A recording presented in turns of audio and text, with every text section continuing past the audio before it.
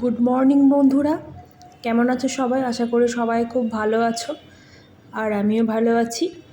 আজকে মাছের মাথা দিয়ে মুগ ডাল বানিয়েছিলাম, তো সেই রেসিপিটা তোমাদের সঙ্গে শেয়ার করব। তো চলো ঝটপট দেখা যাক কী কী লাগছে।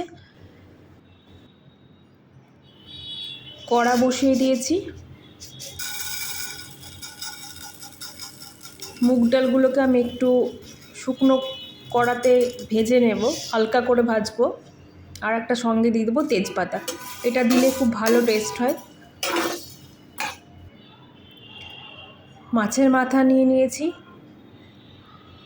হলুদ আর লবণ দিয়ে মাখিয়ে নেব। ভিডিওটা ভালো লাগলে অবশ্যই চ্যানেলটাকে সাবস্ক্রাইব করো, লাইক করো, কমেন্ট করো আর শেয়ার করো। আদা নিচ্ছি, রসুন নিচ্ছি, পেস্ট করব। মুগ ডালটাকে এবার ভেজে নিয়েছিলাম, সেটাকে আমি গরম জলে সেদ্ধ করতে দিয়ে দিচ্ছি। অল্প একটু নুন দিয়ে দিলাম। এখন আমি হলুদ দেব না, এই যে দেখো ফেনাটা এসছে, এই ফেনাটাকে আগে আমি তুলে ফেলবো, তারপর আমি হলুদ দেব।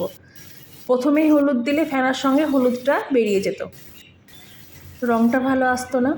কড়াতে সর্ষের তেল দিয়ে দিয়েছি, মাছের মাথাগুলোকে এবার আমি ভেজে নেব।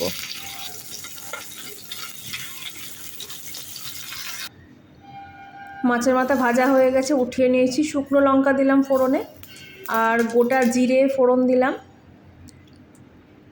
এবার পেঁয়াজ কুচি দিয়ে দিচ্ছি,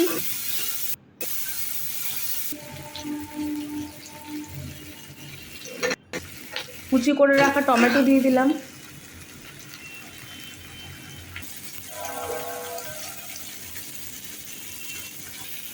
লঙ্কার গুঁড়ো দিচ্ছি, কাশ্মীরি লঙ্কার গুঁড়ো, আদা রসুন বাটা দিলাম।